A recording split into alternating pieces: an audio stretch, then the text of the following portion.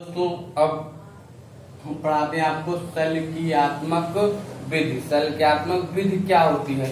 सल्क्रियात्मक विधि यह एक प्रकार की ऐसी विधि मानी जाती है जिसमें नर व मादा को आपस में मिलने नहीं दिया जाता है। आपस में मिलने नहीं दिया जाता है। सल्क्रियात्मक विधि हम सर्जरी के द्वारा कुछ ऐसा करते हैं जिससे नर व मादा को अलग करके आपस में मिलने नहीं दिया जाता है, जिससे संतान को उत्पन्न नहीं किया जा सकता। जैसे हम सर्जरी के द्वारा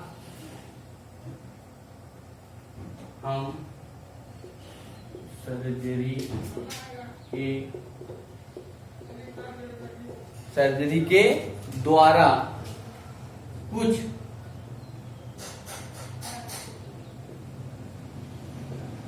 करते हैं जिसमें नर व मादा को आपस में नहीं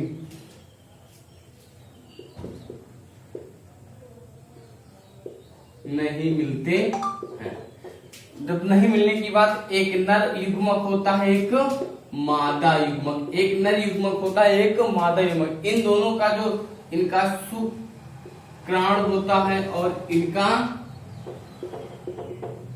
अंडाणु होता है, इन दोनों को ऐसी प्रतिक्रियाएं होती है जो दोनों को आपस में मिलने नहीं दिया जाता है, इन्हें आपस में नहीं मिलने दिया जाता, जिससे शुक्राणुओं का उत्पन्न होना नहीं माना जाता। इसमें शुक्राणु को उत्पन्न नहीं किया जा सकता है, ऐसा माना जाता है जिसमें शुक्राणुओं को उत्पन्न नहीं किया जाता है। जब शुक्राणु उत्पन्न नहीं होंगे तो उसमें शुक्राणु जब अंडाणु से नहीं मिलेंगे तो उसमें संतति कोशिकाओं का निर्माण नहीं होगा, ऐसा माना जाता है। इसमें शुक्राणु का उत्पन्न नहीं किया जा सकता है। अब बच्चों ये लिख लो, फिर आपको आगे बताएं। देखो बच्चों, ये गर्भपातता का चिकित्सीय समापन से एमटीपी के द्वारा प्रदर्शित किया जाता है। अब इसे समझो बेटा, गर्भपात, अगर गर्भपात की बात है, जैसे आप लोग सुनो क्या कहते हैं, जैसे गर्भपात भ्रूण में ही बच्चों का नष्ट कर दिया जाता है। अगर संतत कोशिकाएं बन गई तो उसे नष्ट किया जा सकता है। अगर उसे हम 12 सप्ताह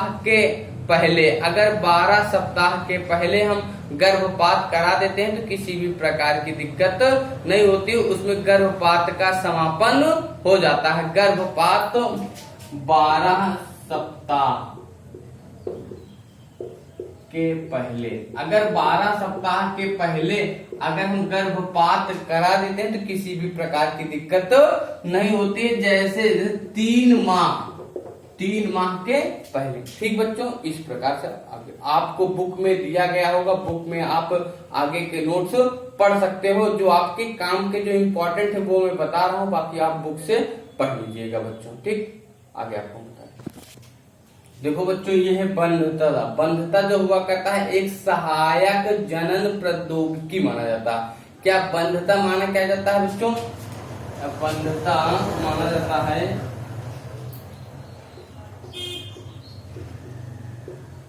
सहायक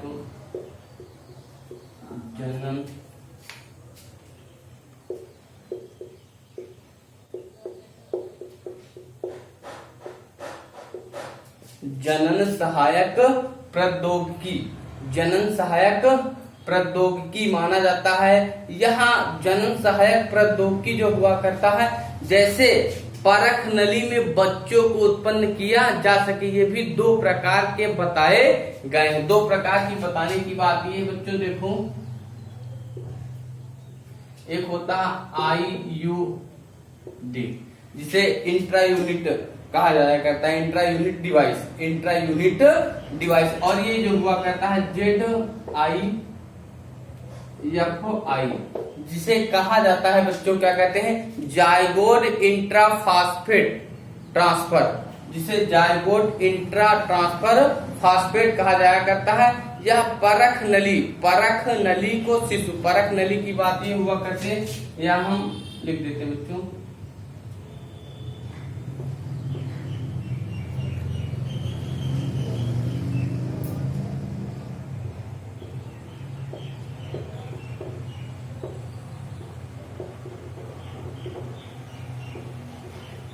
देखो दोस्तों, परख नली शिशु एक ऐसी स्त्री की अंडवाहिनी विकृत होकर परंतु उसका अंडाशय व गर्भाशय समान होता है, जिसमें नर युग्मक और मादा युग्मक माने जाया करते हैं, जो उसकी संख्या अंडाणुओं की जस्ट दुर्गाणु जो उसमें अर्धसूत्री विभाजन होता और समसूत्री विभाजन, जैसे उसकी संख्याओं की बात ये हुआ करती, एक नर होता है और एक मादा, नर युग्मक, जैसे कुछ ऐसे बंधता हुआ करते हैं, कुछ ऐसे स्त्री पुरुष पाए जाते हैं जो संतान को उत्पन्न नहीं कर सकते। कुछ ऐसे स्त्री पुरुष पाए जाते हैं जो संतान को उत्पन्न नहीं कर सकते हैं, वह उन्हें टेस्ट ट्यूब बेबी या सरोगेट माँ कहा जाता है, सरोगेट माँ कहा जाया करता है। इस प्रकार से संतान को उत्पन्न करने के लिए ऐसा एक युग्मनज बनाया जाया करता है जो परख नली में बच्चे को उत्पन्न किया जा सकता है। परख नली में उत्पन्न करने की बात ये हुआ करती है, जब बच्चे का 8वां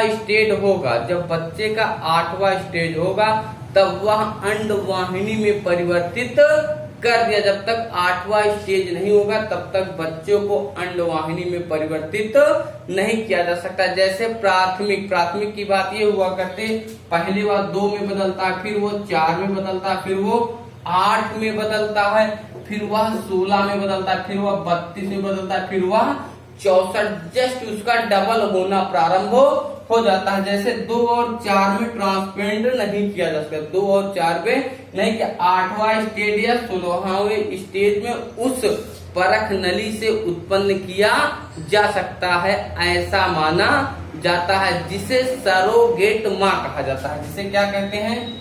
सरोगेट माँ कहा जाता है, जिसे सरोगेट माँ कहा जाता है, जिसे टेस्ट ट्यूब बेबी कहा जाया करता है। यहाँ टेस्ट ट्यूब बेबी कहा जाया करता है। यहाँ इसमें कई प्रकार के उपकरण बनाए जाते हैं। बनाने जाने की बात ये एक बार फिर से समझ लो बच्चों, कुछ स्त्री पुरुष ऐसे होते हैं, कुछ पुरुष ऐसे हुआ करते हैं जो संतान को उत्पन्न नहीं कर सकते हैं, वह टेस्ट ट्यूब के द्वारा बच्चे को उत्पन्न करते हैं। उत्पन्न करने के लिए क्या कार्य करते हैं? ऐसे स्त्री अंडवाहिनी विकसित होती हैं, ऐसी अंडवाहिनियां विकसित होती हैं जो अंडाशय को विकसित करने के लिए गर्भपात को युग्मनज के रूप में बदलते हैं तथा गर्भाशय में वह शुक्राणुओं को विकसित करते हैं। जब तक 8वां स्टेज नहीं होगा तब तक उसे बदला नहीं जा सकता। 8वें स्टेज में इसकी संख्याओं के अनुसार, यह संख्याओं के अनुसार बदल जाता है। अगर संख्याएं नहीं होंगी तो ये बदलेंगे नहीं, यह संख्याओं के अनुसार बदल जाते हैं, ऐसा माना जाता है। अगर संख्याएं नहीं रहेंगी तो ये बदलेंगे नहीं, कुछ ऐसा माना जाता है। अब दोस्तों देखो, अगली टिंग होती है कृत्रिम गर्भाशय। कृत्रिम गर्भाशय, इसमें शुक्राणुओं की संख्याएं कम होती है। कृत्रिम गर्भाशय में शुक्राणुओं की संख्याएं कम होती है। कृत्रिम गर्भाशय में शुक्राणुओं की संख्याएं कम होती हैं और यह लैब के द्वारा गुणसूत्रों को मादा में ट्रांसफर किया जाता है। यह गुणसूत्रों को लैब में मादा के अंडाणुओं में प्रस्तुत किए जाते हैं। ठीक बच्चों, आगे की जानकारी बुक में है, आप पढ़ लीजिएगा। अब आपको आगे हम बताएं। देखो बच्चों, उल्पवेधन क्या है? उल्पवेधन एक ऐसी प्रक्रिया है जो गर्भ में शिशुओं के रोग का पता लगाया जा सकता है। जो गर्भ में शिशुओं के रोग का पता लगाया जा सकता है और अनुवांशिक विकृतियों की जांच की जा सकती है। अनुवांशिक विकृतियों की जांच की जा सकती है, जिसे उल्पवेधन कहते हैं। जिसे क्या कहते हैं? उल्पवेधन। उल्पवेधन उसे अनुवांशिक रूप से उल्पवेधन हम लिख रहे हैं बच्चों, देखो यहाँ। ठीक बच्चों, हम इसकी परिभाषा लिख रहे हैं, आप ध्यान से देखो। यहाँ प्रक्रिया, यह प्रक्रिया जो गर्भाशय में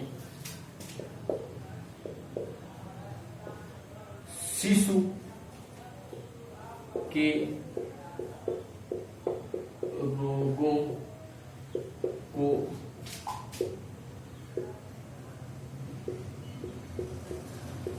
शिशु के रोगों को बताता है। शिशु को रोगों तथा अनुवांशिक विकृतियों की जांच की जा सकती है। अनुवांशिक विकृतियों की जांच की जा सकती है। अनुवांशिक विकृतियों की बात यह है बच्चों, से शिशुओं के लिंग की जांच की जा सकती है। शिशुओं की लिंग की जांच की जा सकती है और शिशुओं के अनुवांशिक रोग को पता लगाया जा सकता है। उल्पवेधन के अंतर्गत दो प्रकार, तो उल्पवेधन दो प्रकार। तो पहला प्रकार ये बताया गया है बच्चों, उसे शिशु,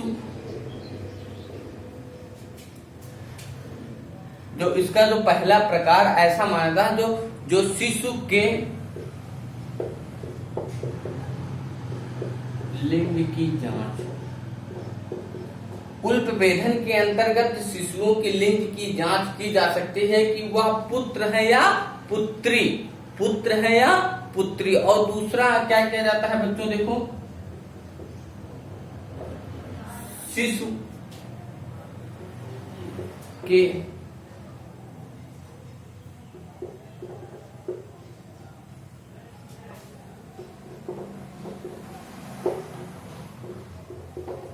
और शिशुओं के अनुवांशिक रोग का पता लगाया जा सकता है। शिशुओं के अनुवांशिक रोग का पता लगाया जा सकता है। शिशुओं के अनुवांशिक रोग का पता लगाया जा सकता है और उल्पवेधन का दुरुपयोग करते हैं। उल्पवेधन का अगला, उल्पवेधन का दुरुपयोग, जैसे कुछ लोग ऐसे हुआ करते हैं, शिशु के लिंग की जांच करवा लेते हैं, अगर वह नर है कि वह मादा। अगर वह मादा है तो भ्रूण में ही उसकी हत्या करवा देते हैं। इस प्रकार से उसका दुरुपयोग करते हैं।